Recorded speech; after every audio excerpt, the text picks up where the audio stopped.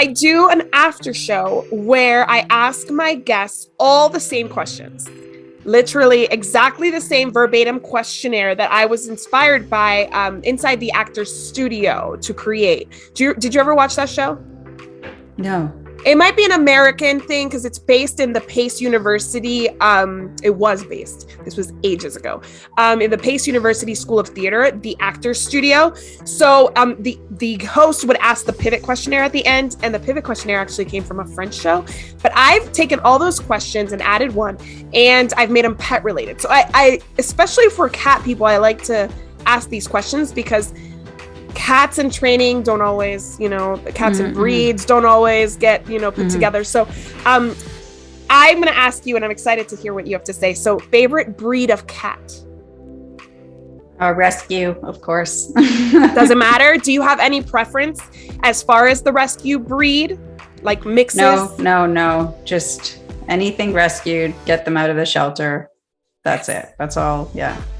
All right, awesome. Is there a least favorite cat breed? And the only reason I ask this is to normalize that sometimes a specific energy level or style of, behavior is just not for somebody. No, I don't honestly really pay too much attention to cat breeds. I just not really ever trying to make those kinds of associations. To me, right? It's just, how can we bring out the best in that cat? So yeah, I think like health wise, I have seen some breeds have certain, I wouldn't say health wise, but behavioral, like for example, some who, eat foreign objects, like things like that. Yes. I know there's a relationship with some breeds where, and they will show up. Yeah. So sometimes when I'm trying to help people, I have to go back to the research papers and say, oh, okay, this breed is prone to that. So I would definitely look up, if people are, I'm not even encouraging you to look up a breed. Yeah. Go to your rescue, go to your shelter. Yes. Well, do your pets sleep in your bed? Is there like a rule at your house about pets and beds? No, everyone's welcome on the bed. Yeah? Do they get along well? Delilah and Jones sleeping in the same bed? Yeah. Well, Jones actually doesn't really like sleeping on the bed when we're on the bed. I wish he would, but he doesn't. Oh. Delilah loves sleeping on the bed. So she is a big fan of the bed. And I think her world would be over if we didn't let her sleep on the bed. It's like so important to her. What kind of dog is she? She's a cattle dog, kind of like a cattle dog cross. Okay. All right. Awesome. Who did you have first, Jones or Delilah? So back in the day, I had two dogs, Tyson and Delilah, and they're both, Tyson, like I said, passed away in March. Sorry. And Delilah is also really old. She's 17, so she doesn't, so we don't know how much longer she'll be here. But Jones is 7. Jones is the newbie in the house. Yeah. Okay. Yeah, and he's always loved his doggies. He's always been such a good cat with them. Yeah.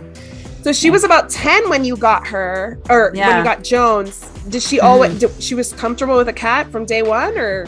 No, both of my dogs hated cats. And, but Jones is just, the reason I kept him is because he was able to integrate with them. Wow. He, and like the way that our house was set up, it made it easy for him to, he would like run down the stairs. They would bark at him. He'd run back up the stairs. He'd run down the stairs. Then just kept doing it until the dogs were like, this is just boring and we want to do something else. But he was just really like, he had a lot of confidence and he wasn't scared of them.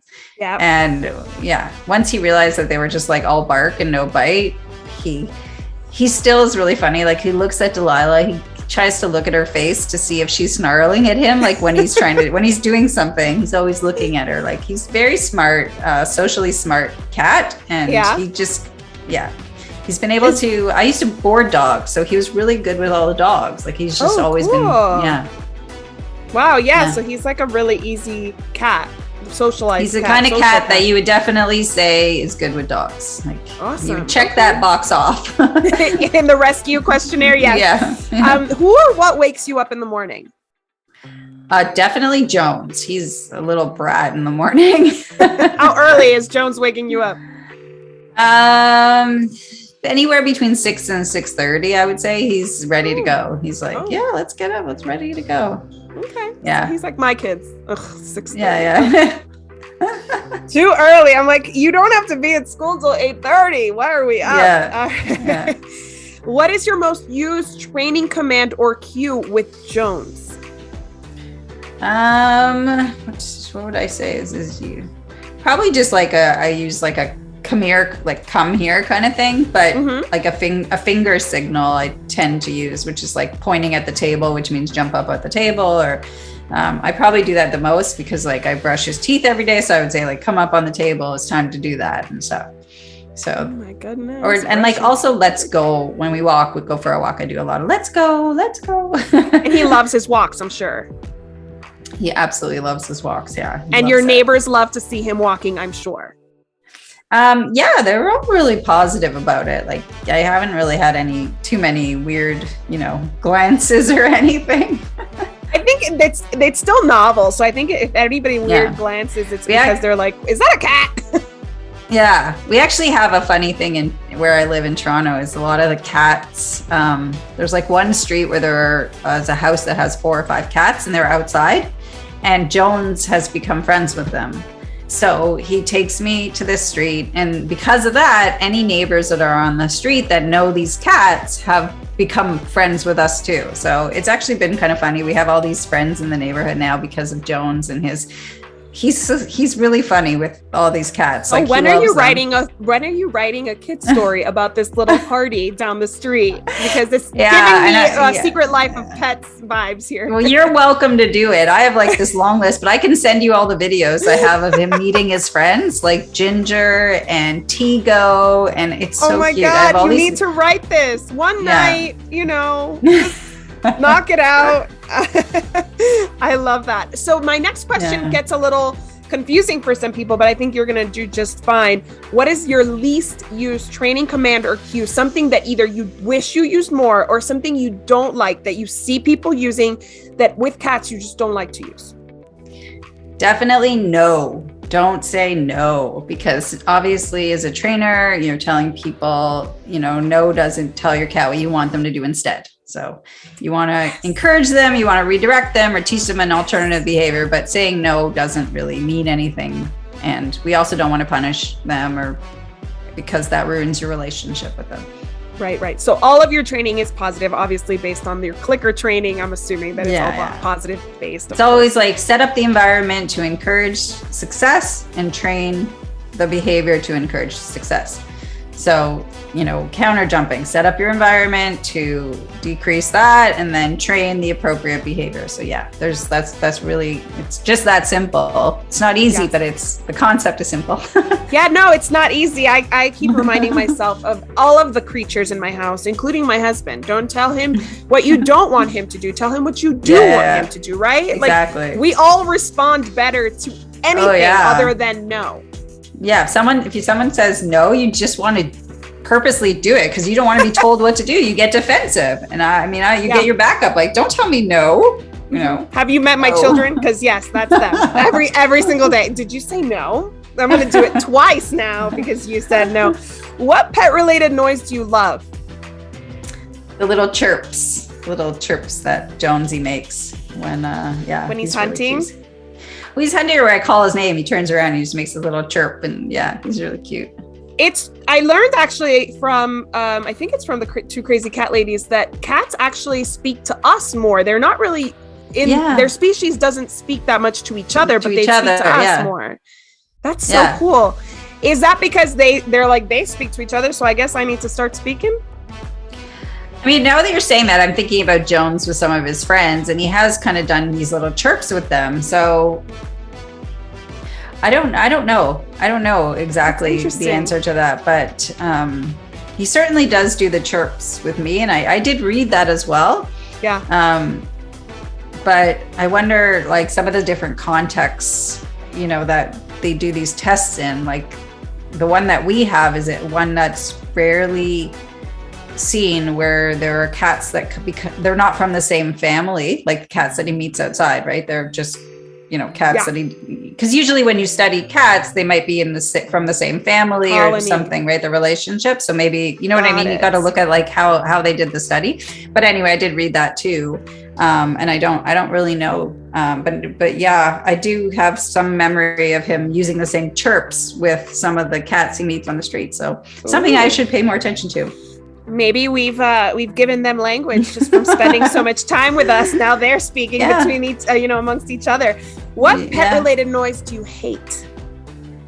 Pet-related noise do I hate?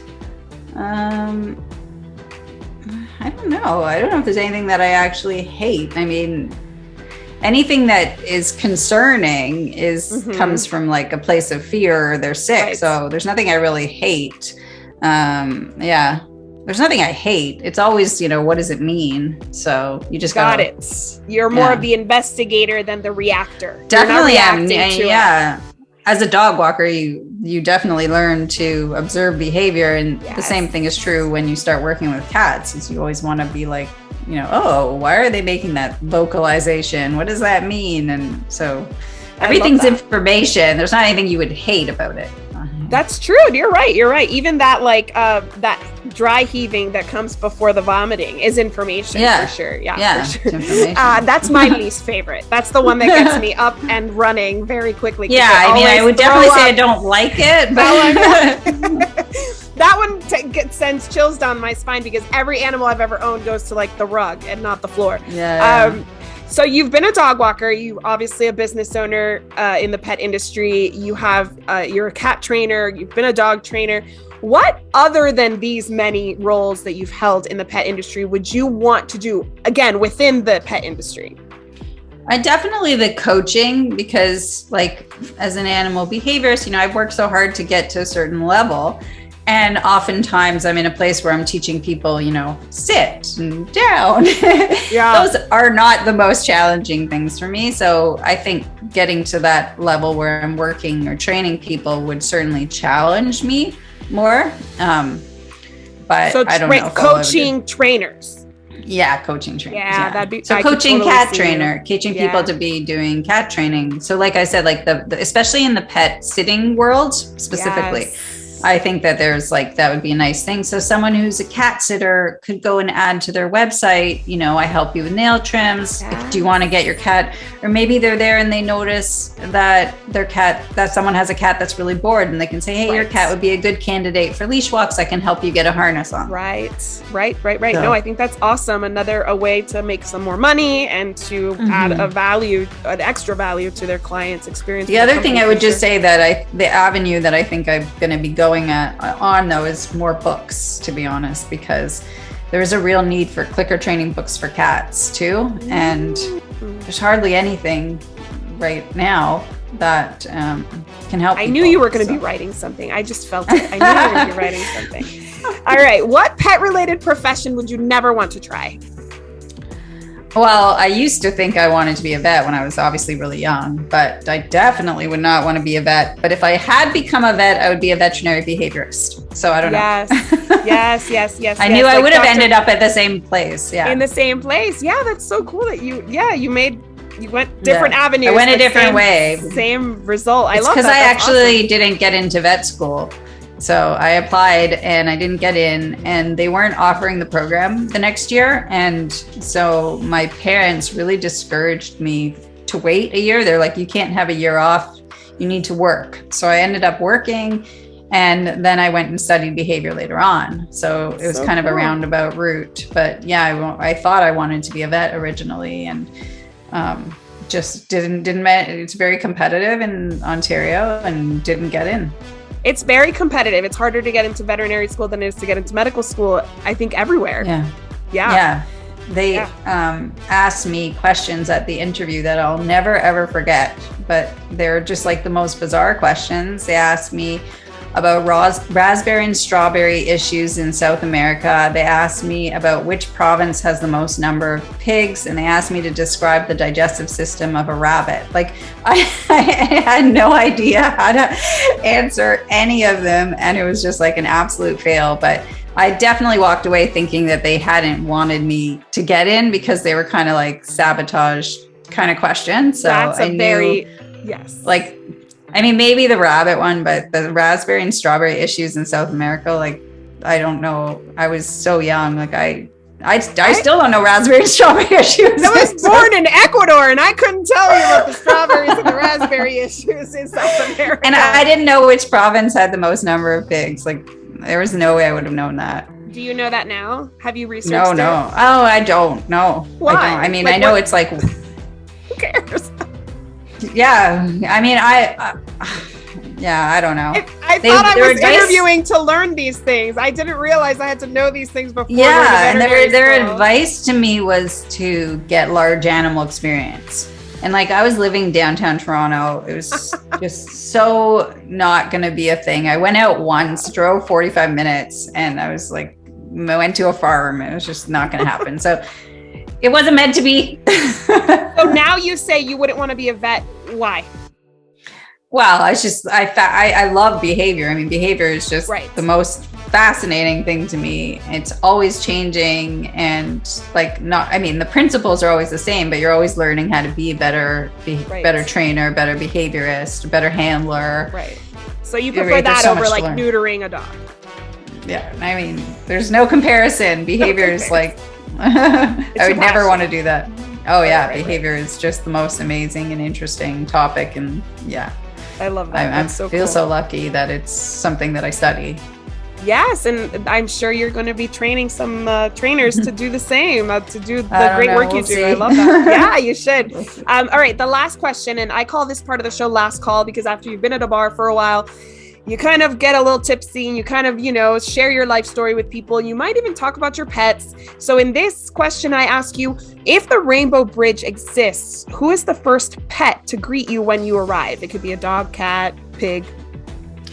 Yeah, definitely Tyson, who we put down in March, for sure. I'm so sorry for your loss. Yeah, thanks. He was the the reason I became a trainer, for sure. Like, he was the one that was aggressive, and do people cry when you ask them this question? Yes, I feel they do. But he was definitely the one that inspired me to become a trainer, because like the aggression, I had to start learning better techniques, and that was my first time using the clicker and understanding how to use a clicker with aggression and all this stuff. So he was definitely my teacher, and he helped me, enter the training world and actually not have he was such a, when you first start, I had taken a course and I thought I knew stuff, and then you get a dog and they humble you so much. And that's what he did. I had taken a training course already, and then I acquired this dog, and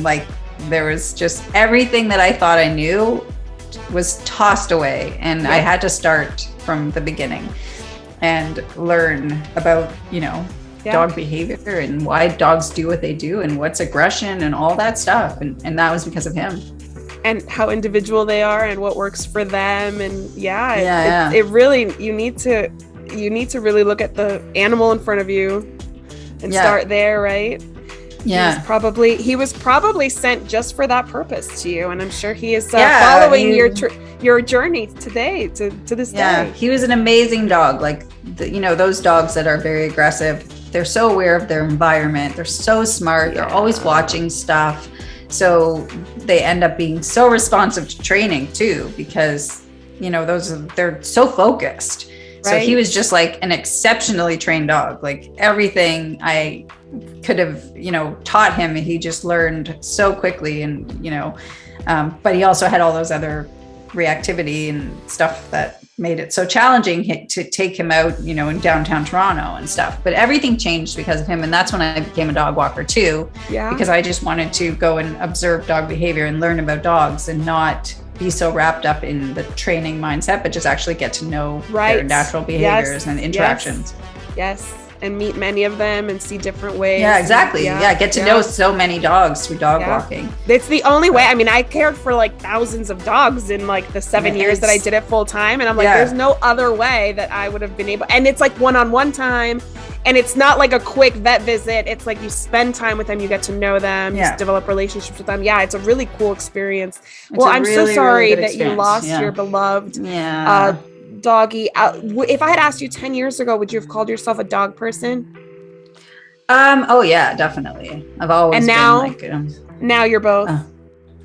I mean, I didn't really have those kinds of deep relationships with cats. Now I do, and I see their personalities. I don't think I really, like even when I see a cat on the street, I try to get to know them and try to understand, like, are they the kind of cat that's fearful of me? Are they going to walk up to me? You know, do they love treats? Do they want to interact? Do they want pats? Do they want me to pick them up? Like, who are they? Is Jones the inspiration behind that as well? Oh, for sure. Jones has been a big part of learning about cats, and he sounds going out and taking him for walks and him meeting other cats. Yeah, he is. I always think that, like, he's such an easy cat too. I guess in some ways, like I had the hard dog, but then the universe presented me with the easiest cat. Yeah, like he has no aggression. He's just so easy. Like, he's so good with other pets. He's so good with the other dogs. He meets other cats on the street. And again, no aggression. And not scared of people either? Oh, he is scared of people. Yeah. That's his one thing. Yeah. He's more social. When you're a dog walker and you had dogs that loved other dogs, but they were fearful of people. Yes. That is definitely what Jones is like. He's like one of those dogs where he loves other animals and loves being social. But as soon as a person comes, he's like, no, what? He's like, humans, you can't trust them. You can't trust them. You can't. But he loves having friends, doggy friends and cat friends. And, I love that. Well, I'm sure he misses his little pack of 3. Did he respond okay to losing Tyson? I mean, he loves Delilah. He loves the other dog we have. So it's going to be hard when she goes. So, I'm thinking about what will that look like? I'd feel bad for him if he didn't have a friend in the house, because he is such a social guy. Yeah. At the same time, I try to take him out. He gets so much of stuff, It's like, but still, you can't take the place of that kind of companionship, right? That he, So it's is there a rescue cat on the horizon here? Well, it's either a foster dog, or foster kittens. It's either one of those. I haven't decided. So I have no kitten content because we've never had kittens. So I have no, how to harness train your kitten. I have nothing on that for people, which I know people want. So, but the rescue dog is probably going to be good for my marriage because we like to walk together, and that's like the only time we talk to each other during. Got it. Yes, that makes sense. So I'm, a little worried about life without a dog because that's like my time with my partner. Yes, and I love that. That's so cool. I love that your partner and you share that time with your dog. Usually here it's like, you take the dog and I'll take the kids, I look forward to the day that we could probably we walk the together. Dog twice a day together. I love that. I'm just like, I don't know what it would be like, like, will we not talk to each other anymore? I know, life is busy. You got to keep those rituals alive. Yeah, the routines you have. Yes, I love it. Well, I don't want to keep you because I know Brian's waiting for you to finish this up. Thank you so much for your time. I so appreciate it. I'm so sorry about my voice. You're awesome. I wish you nothing but success. Thank you for taking your time to chat with me.